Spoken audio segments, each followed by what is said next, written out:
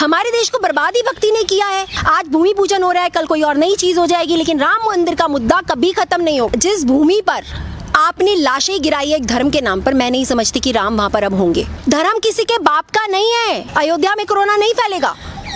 और प्रधानमंत्री जी भी वहां पर जा रहे हैं, जो लोगों को बोलते हैं कि आप घर में रहिए, अपना पाखंड शुरू कर रहे हैं भूमि पूजन का।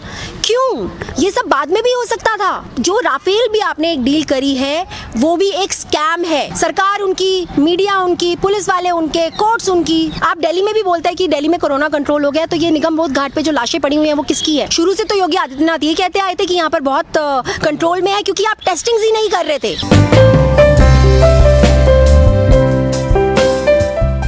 इस वक्त देश को किस चीज़ की ज़रूरत है? क्या हमारे देश को मंदिर की ज़रूरत है, या इस वक्त हमारे देश को जो इतने बड़े पैंडमिक से जूझ रहा है, ना पूरा देश बल्कि पूरा का पूरा विश्व एक महामारी से जूझ रहा है, उस महामारी के चलते लाखों लोगों ने इंडिया में अपनी जॉब गंवाई, वो अपनी जान से हाथ धो बैठे, उनके परिवारजन, बहुत से लोगों ने अपने परिवारजनों को खोया। हॉस्पिटल्स में बेड्स नहीं है, फैसिलिटीज़ नहीं है आपके पास, वेंटिलेटर्स नहीं है, और आप अभी भी मंदिरों में पड़े हुए हैं। अभी भी आपको राम मंदिर का सूझ रहा है कि हमें, आप एक विवादित ज़मीन थी, आप वो केस जीत गए, मंदिर तो आपने बनाना ही था, वो मंदिर कभी भी बन सकता था। अभी क्यों? क्योंकि अभी भी आपको ना तो लोगों की जान से कोई लेना देना है, ना आपको कोई लेना देना है इस देश की जनता से, ना उसकी सुरक्षा से। चाइना अटैक करती है लद्दाख पर, उसका कोई कुछ नहीं निकला अभी तक। हमारे इतने जवान मर गए।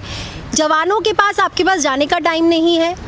आपके पास जो हॉस्पिटल्स के लिए मीटिंग्स बिठाकर हॉस्पिटल्स को ठीक करने का टाइम नहीं है। इस देश में जो लोग बेरोजगारी से जूझ रहे हैं, उसके ऊपर आपको क्या करना है, क्या नहीं करना है, उसके लिए टाइम नहीं है। मंदिर बना रहे हैं और सीमा के लिए राफेल ले आए हैं ना। देखिए, पहले तो मैं मंदिर की ही बात करूंगी। मैं प्रधानमंत्री मोदी जी से ये पूछना चाहती हूँ, हमारा देश सेक्युलर है, आज से नहीं, जब से ये देश बना है तब से धर्मनिरपेक्ष है हमारा देश। हमारे देश में हर धर्म को इज्जत दी जाती है और एक समान समझा जाता है। फिर आप एक हिंदू होते हुए हिंदुओं के पूजा स्थल पर वहाँ की पूजन के लिए क्यों जा रहे हैं? मैं उनसे ये पूछना चाहती हूँ कि अगर एक मस्जिद का वहाँ पर शिलान्यास हो रहा होता तब भी वो जाते, या अगर चर्च बन रही होती, या अगर गुरुद्वारा बन रहा होता तब भी वो जाते? वो नहीं जाते, क्योंकि उनको अभी इलेक्शंस जीतने के बाद उन्हें 2024 के इलेक्शंस की पड़ी हुई है, इसलिए इस मुद्दे को तो उन्हें फिर से जगाना है, वही सब करना है और वो कर रहे हैं। तो क्या वोट बैंक की राजनीति है सब मंदिर? बिल्कुल। और क्या है, दूसरी चीज़ जो आपने राफेल की बात करी, आप मुझे एक बात बताइए कि अभी तक राफेल के बारे में देश को साफ साफ क्यों नहीं बताया गया? क्यों आपने राफेल जैसी डील भी, जिन लोगों को आप खुश करते आए हैं, अपना देश जिनको आप शुरू से बेचते आए हैं, उन्हीं के हाथों में आपने वो डील करवाई? क्यों? ऐसा क्यों है? ये बात ऑपोजिशन के लीडर कब से मोदी जी से एक ही बात पूछे जा रहे हैं, आप हमें बताइए तो सही, अगर आप सच्चे हैं तो आप बताइए। आज जब देश में लोगों के पास खाने के लिए पैसे नहीं हैं, लोगों के पास राशन नहीं है, घर में लोग मर रहे हैं सड़कों पे भूखे प्यासे, आप क्या कर रहे हैं? क्या कर लेंगे आप राफेल करके? अभी आप राफेल की डील करके क्या कर लेंगे? ये क्या टाइम है ये सब करने का? ये टाइम इस वक्त पूरा का पूरा पैंडेमिक के ऊपर काम करने का था। आपने पैंडेमिक को छोड़ के बाकी सब चीज़ों पर काम किया, और सब चीज़ों में मैं मुद्दों की बातें नहीं कह रही। चाइना से तो युद्ध जैसे हालात बन रहे हैं ना, तो राफेल की तो जरूरत थी देश को ना। देखिए, किसी भी तरह से युद्ध किसी भी चीज़ का सोल्यूशन नहीं होता। पहली चीज़, युद्ध में सिर्फ उनके सैनिक नहीं मारे जाते, हमारे भी सैनिक मारे जाते हैं। तो आप जो चाणक्य नीति की बात करते हुए इस देश को आपने हड़पा था, आपसे हम ये पूछना चाहते हैं, आप अपनी चाणक्य नीति को इस्तेमाल करिए ना। युद्ध की ज़रूरत ही क्यों पड़े? क्यों ज़रूरत पड़े हमें राफेल की? आप तो शुरू से इतने ये बात कहते आए हैं कि आपने इतने अच्छे संबंध बना लिए हैं हर देश के साथ। आपने चाइना के प्राइम मिनिस्टर के साथ भी तो यही किया था। आप तो बड़े प्यार मोहब्बत के साथ उनके साथ झूले झूल रहे थे। उनको खाने पीने खिला रहे थे। आपने ट्रम्प की विजिट के लिए अपने देश में महामारी फैल जाएगी उसकी भी परवाह नहीं करी। तो आप संबंध अच्छे ही बना रहे हैं ना। जब आपके संबंध आप अच्छे बनाने के लिए इतनी विजिट्स करते हैं जिसमें आप इतना पैसा फूंक देते हैं, तो आपको तो राफेल की ज़रूरत ही नहीं होनी चाहिए। आपकी तो संबंध इतने अच्छे बन रहे हैं, आप संबंध अच्छे बनाइए और हर देश को अपनी तरफ करिए ना। कहाँ गई आपकी नीतियाँ? आप बेवकूफ़ बना रहे हैं जनता को हर बात के ऊपर। राफेल भी आपने एक डील करी है वो भी एक स्कैम है, और आप बहुत अच्छे से जानते हैं अगर ये स्कैम नहीं होता तो आप लोगों के सामने, जब आपको ऑपोजिशन आपको नंगा कर रही थी, तो आप लोगों के सामने, देश की जनता के सामने आप आके उस डील के बारे में बोलते, बात करते। लेकिन अगर हम राम मंदिर की बात करें तो कुछ लोग कह रहे हैं कि वहाँ पर कुछ संत की ये आरएसएस का हेडक्वार्टर बन रहा। क्या आप इस बात से सहमत हैं? देखिए, मैं एक बात जानती हूँ, जब ये बाबरी मस्जिद वाला मुद्दा उठा था, एक ढांचा है जो सदियों से है वहाँ पर। आप अचानक अपनी वोट बैंक की राजनीति के लिए उस ढांचे को विध्वंस उसको तोड़ देते हैं और आप कहते हैं जी यहाँ पर तो राम मंदिर बनेगा। आप भी हिंदू हैं, मैं भी हिंदू हूँ, हम भी राम को पूजते हैं।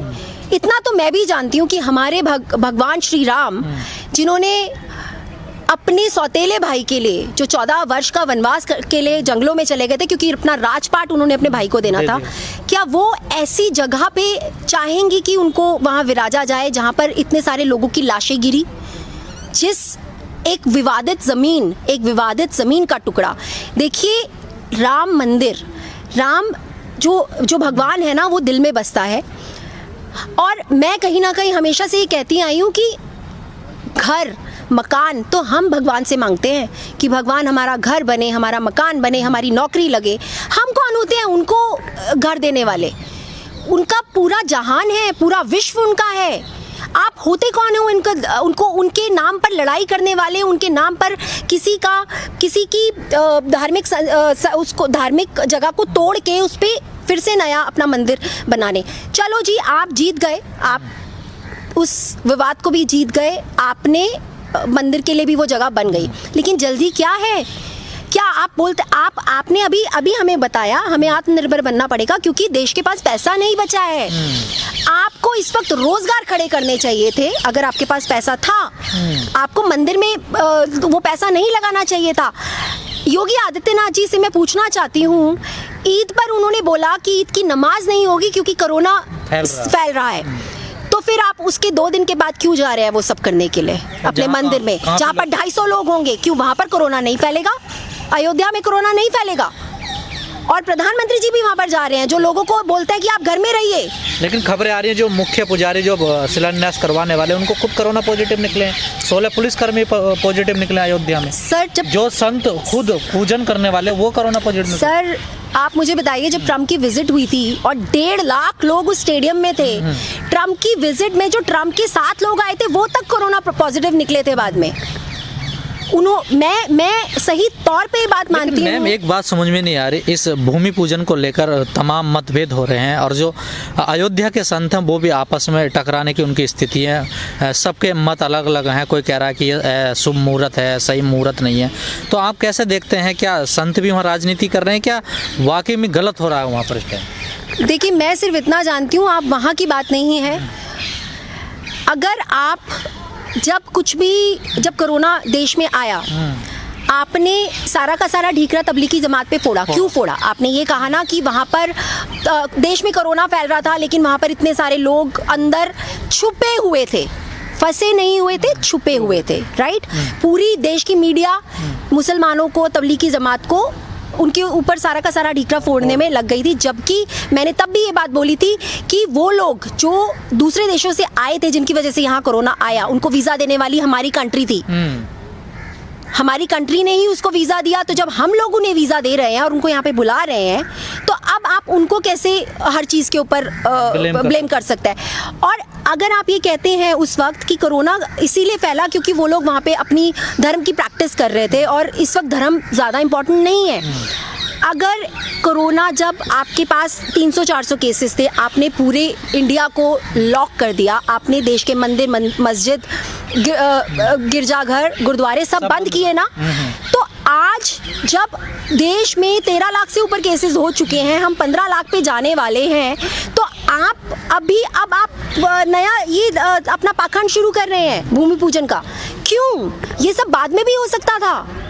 आपको वहाँ मंदिर बनाना है, आप केस जीत चुके हैं, आपसे कोई जमीन तो नहीं लेगा, जब मर्जी मंदिर बनाइए। कम से कम देश का माहौल तो ठीक होने दीजिए। जो लोग मर गए हैं इतने सारे, माहौल बिगाड़ने की कोशिश की जा रही है। देखिए, जिस प्रकार से एजेंडा रचाया जा रहा है, ये माहौल बिगाड़ने की बात नहीं है। माहौल तो क्या बिगड़ेगा? आप मुझे एक बात बताइए, सरकार उनकी, मीडिया उनकी, पुलिस वाले उनके, कोर्ट्स उनकी, माहौल तो क्या बिगड़ेगा?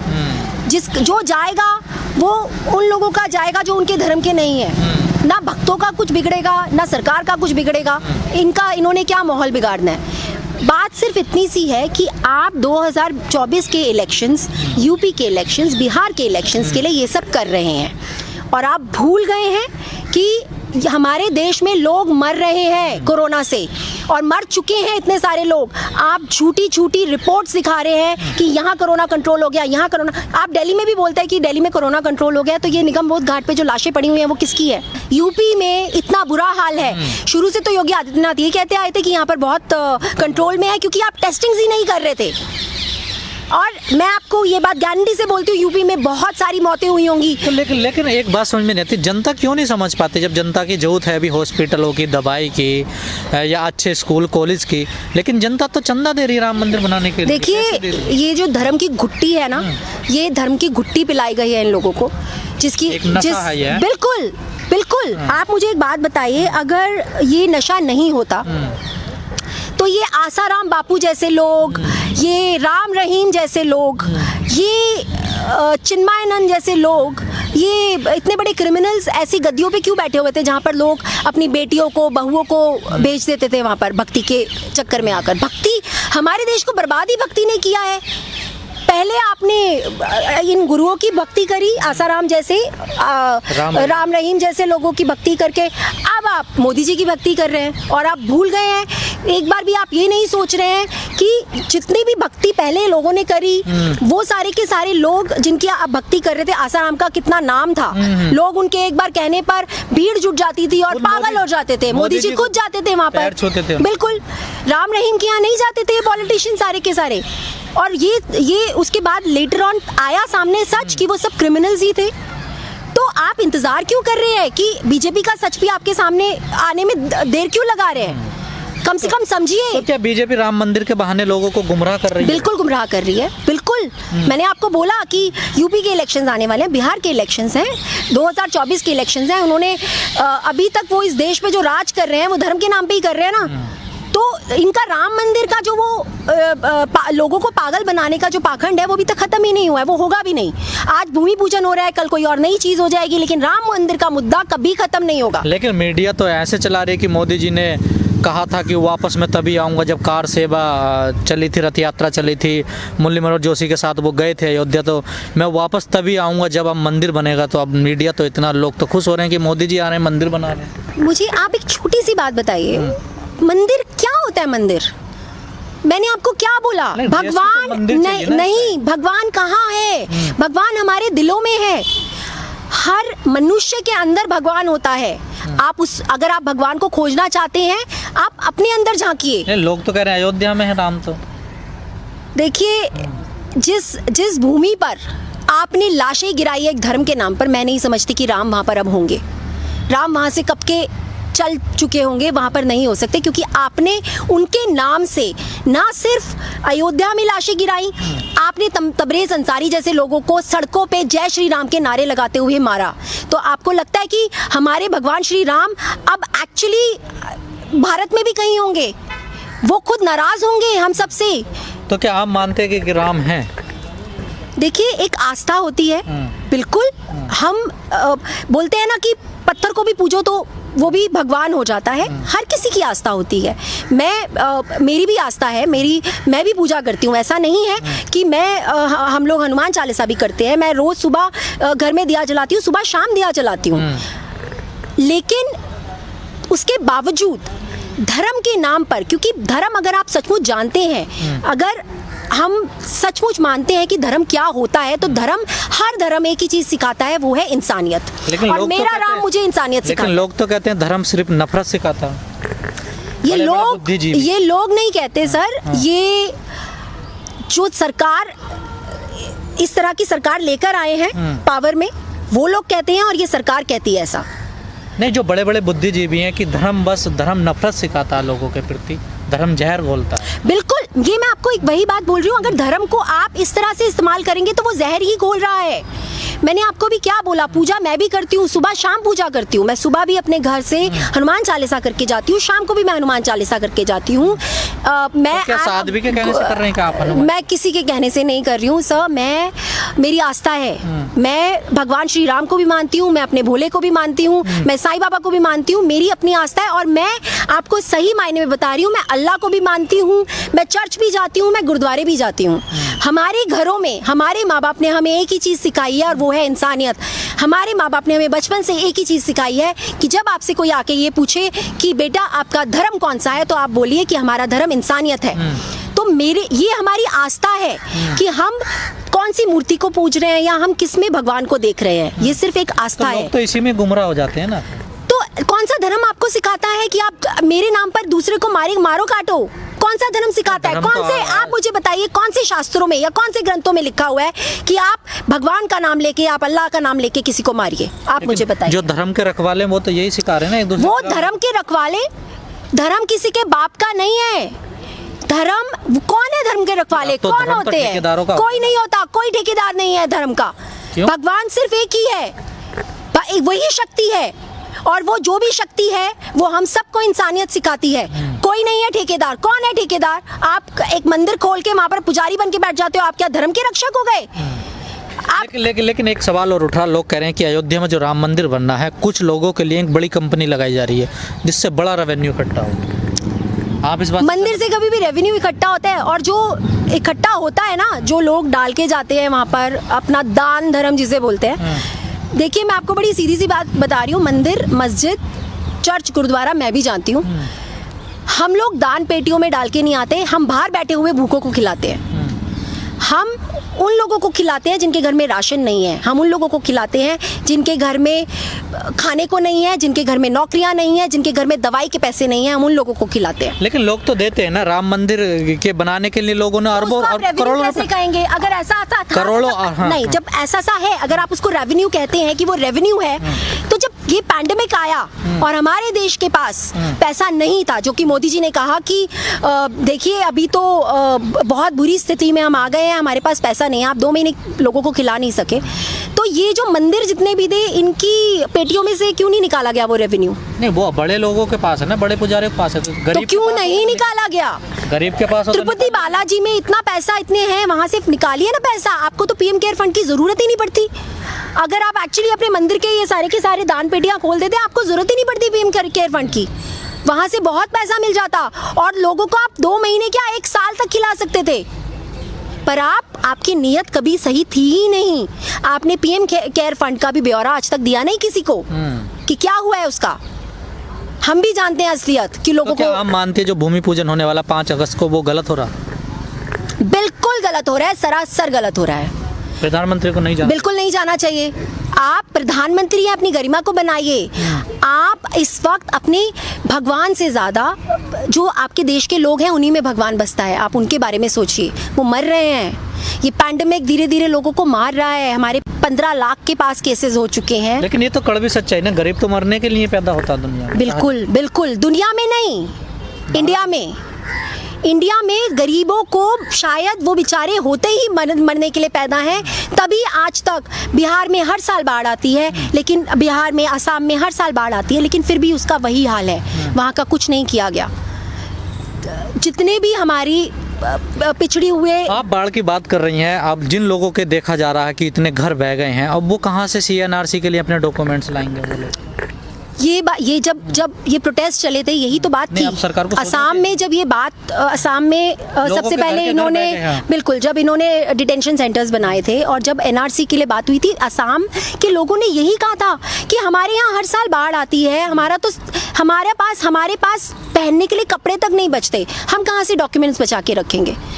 लेकिन ये सरकार बार बार इसी तरह की चीज़ें लेकर आती है लोगों को परेशान करने के लिए।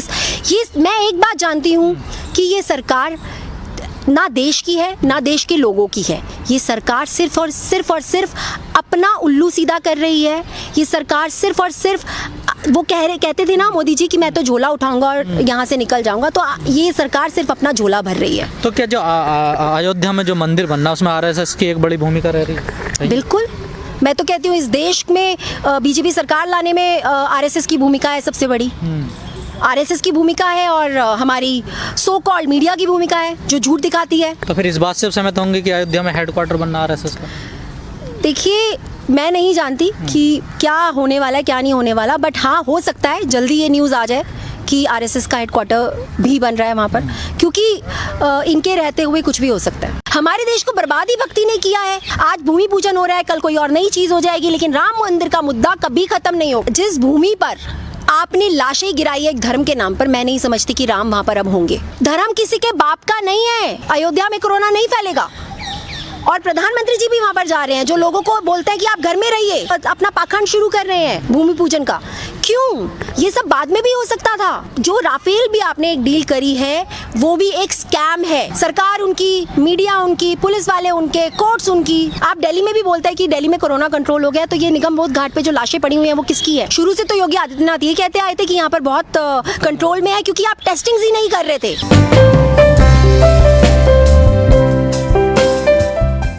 इस वक्त देश को किस चीज़ की ज़रूरत है? क्या हमारे देश को मंदिर की ज़रूरत है, या इस वक्त हमारे देश को जो इतने बड़े पैंडमिक से जूझ रहा है, ना पूरा देश बल्कि पूरा का पूरा विश्व एक महामारी से जूझ रहा है, उस महामारी के चलते लाखों लोगों ने इंडिया में अपनी जॉब गंवाई, वो अपनी जान से हाथ धो बैठे, उनके परिवारजन, बहुत से लोगों ने अपने परिवारजनों को खोया।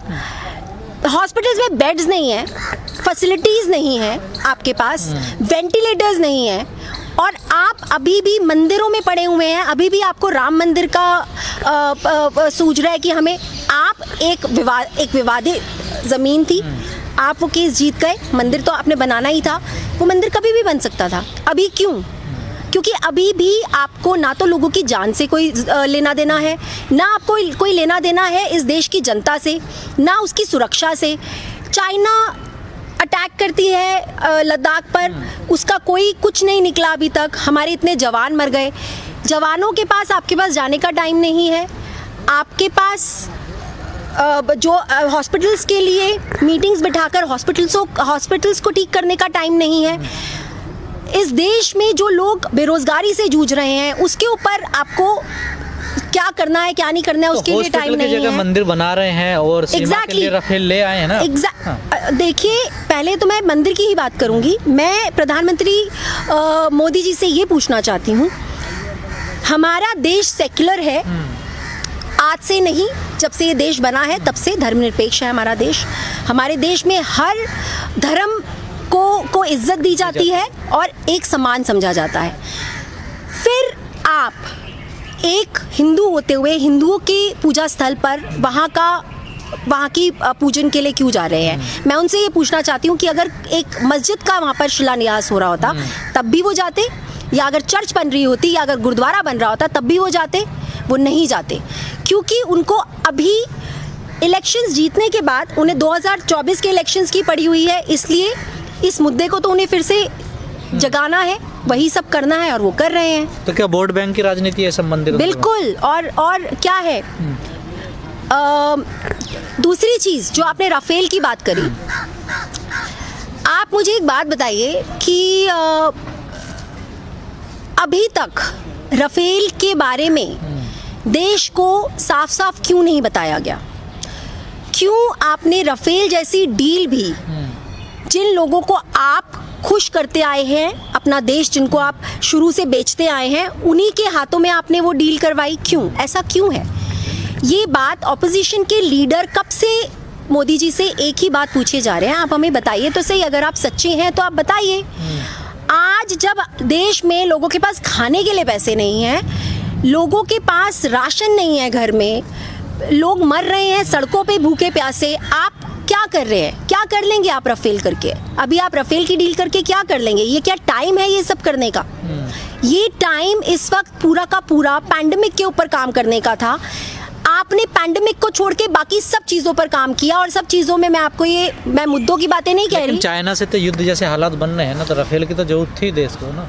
देखिए, किसी भी तरह से युद्ध किसी भी चीज़ का सोल्यूशन नहीं होता। पहली चीज़, युद्ध में सिर्फ उनके सैनिक नहीं मारे जाते, हमारे भी सैनिक मारे जाते हैं। तो आप जो चाणक्य नीति की बात करते हुए इस देश को आपने हड़पा था, आपसे हम ये पूछना चाहते हैं, आप अपनी चाणक्य नीति को इस्तेमाल करिए ना। युद्ध की ज़रूरत ही क्यों ज़रूरत पड़े हमें राफेल की? आप तो शुरू से इतने ये बात कहते आए हैं कि आपने इतने अच्छे संबंध बना लिए हैं हर देश के साथ। आपने चाइना के प्राइम मिनिस्टर के साथ भी तो यही किया था। आप तो बड़े प्यार मोहब्बत के साथ उनके साथ झूले झूल रहे थे, उनको खाने पीने खिला रहे थे। आपने ट्रम्प की विजिट के लिए अपने देश में महामारी फैल जाएगी उसकी भी परवाह नहीं करी। तो आप संबंध अच्छे ही बना रहे हैं ना। जब आपके संबंध आप अच्छे बनाने के लिए इतनी विजिट्स करते हैं जिसमें आप इतना पैसा फूंक देते हैं, तो आपको तो राफेल की ज़रूरत ही नहीं होनी चाहिए। आपकी तो संबंध इतने अच्छे बन रहे हैं, आप संबंध अच्छे बनाइए और हर देश को अपनी तरफ करिए ना। कहाँ गई आपकी नीतियाँ?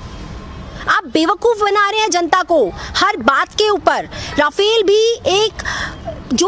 भी आपने एक डील करी है, वो भी एक स्कैम है, और आप बहुत अच्छे से जानते हैं अगर ये स्कैम नहीं होता तो आप लोगों के सामने, जब आपको ऑपोजिशन आपको नंगा कर रही थी, तो आप लोगों के सामने, देश की जनता के सामने आप आके उस डील के बारे में बोलते, बात करते। लेकिन अगर हम राम मंदिर की बात करें तो कुछ लोग कह रहे हैं कि वहाँ पर कुछ संत की ये आरएसएस का हेडक्वार्टर बन रहा। क्या आप इस बात से सहमत हैं? देखिए, मैं एक बात जानती हूँ, जब ये बाबरी मस्जिद वाला मुद्दा उठा था, एक ढांचा है जो सदियों से है वहाँ पर। आप अचानक अपनी वोट बैंक की राजनीति के लिए उस ढांचे को उसको तोड़ देते हैं और आप कहते हैं जी यहाँ पर तो राम मंदिर बनेगा। आप भी हिंदू हैं, मैं भी हिंदू हूँ, हम भी राम को पूजते हैं। इतना तो मैं भी जानती हूँ कि हमारे भगवान श्री राम, जिन्होंने अपने सौतेले भाई के लिए, जो 14 वर्ष का वनवास के लिए जंगलों में चले गए थे क्योंकि अपना राजपाट उन्होंने अपने भाई को देना था, क्या वो ऐसी जगह पे चाहेंगी कि उनको वहाँ विराजा जाए जहाँ पर इतने सारे लोगों की लाशें गिरी? एक विवादित ज़मीन का टुकड़ा। देखिए, राम मंदिर, राम जो भगवान है ना, वो दिल में बसता है। और मैं कहीं ना कहीं हमेशा से ये कहती आई हूँ कि घर मकान तो हम भगवान से मांगते हैं कि भगवान हमारा घर बने, हमारा मकान बने, हमारी नौकरी लगे। हम कौन होते हैं उनको घर देने वाले?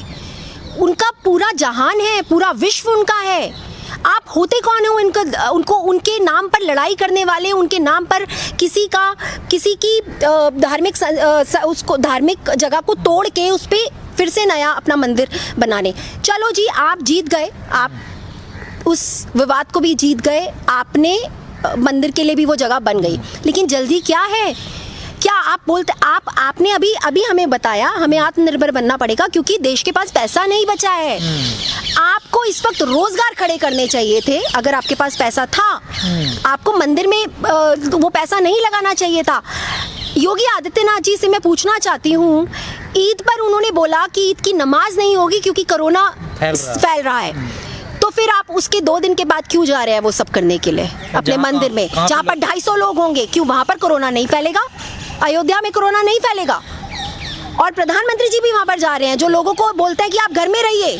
लेकिन खबरें आ रही हैं जो मुख्य पुजारी जो शिलान्यास करवाने वाले उनको खुद कोरोना पॉजिटिव निकले हैं, 16 पुलिसकर्मी पॉजिटिव निकले अयोध्या में। सर, जो संत खुद पूजन करने वाले वो कोरोना पॉजिटिव। सर, आप मुझे बताइए, जब ट्रम्प की विजिट हुई थी और 1.5 लाख लोग उस स्टेडियम में थे, ट्रम्प की विजिट में जो ट्रम्प के 7 लोग आए थे वो तक कोरोना पॉजिटिव निकले थे बाद में।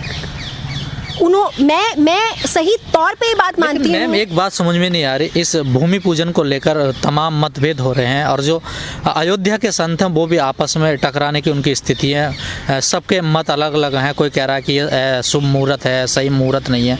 तो आप कैसे देखते हैं, क्या संत भी वहाँ राजनीति कर रहे हैं? क्या वाकई में गलत हो रहा है वहाँ पर इस टाइम? देखिए, मैं सिर्फ इतना जानती हूँ, आप वहाँ की बात नहीं है।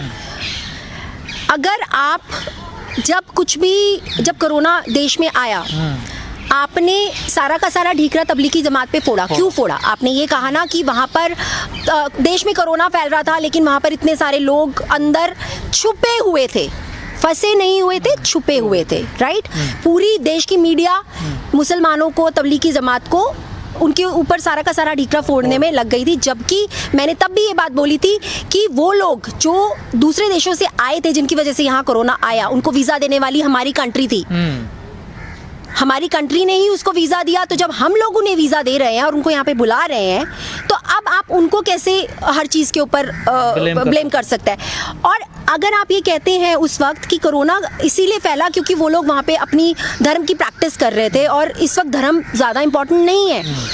अगर कोरोना, जब आपके पास 300-400 केसेस थे, आपने पूरे इंडिया को लॉक कर दिया, आपने देश के मंदिर, मस्जिद, गिरजाघर, गुरुद्वारे सब बंद किए ना, तो आज जब देश में 13 लाख से ऊपर केसेस हो चुके हैं, हम 15 लाख पे जाने वाले हैं, तो आप अब आप नया ये अपना पाखंड शुरू कर रहे हैं भूमि पूजन का। क्यों? ये सब बाद में भी हो सकता था। आपको वहाँ मंदिर बनाना है, आप केस जीत चुके हैं, आपसे कोई जमीन तो नहीं लेगा, जब मर्जी मंदिर बनाइए। कम से कम देश का माहौल तो ठीक होने दीजिए। जो लोग मर गए हैं इतने सारे, माहौल बिगाड़ने की कोशिश की जा रही है। देखिए, प्रकार से एजेंडा रचाया जा रहा है। ये माहौल बिगाड़ने की बात नहीं है। माहौल तो क्या बिगड़ेगा? आप मुझे एक बात बताइए, सरकार उनकी, मीडिया उनकी, पुलिस वाले उनके, कोर्ट्स उनकी, माहौल तो क्या बिगड़ेगा? जो जाएगा वो उन लोगों का जाएगा जो उनके धर्म के नहीं है। ना भक्तों का कुछ बिगड़ेगा, ना सरकार का कुछ बिगड़ेगा। इन्होंने क्या माहौल बिगाड़ना है?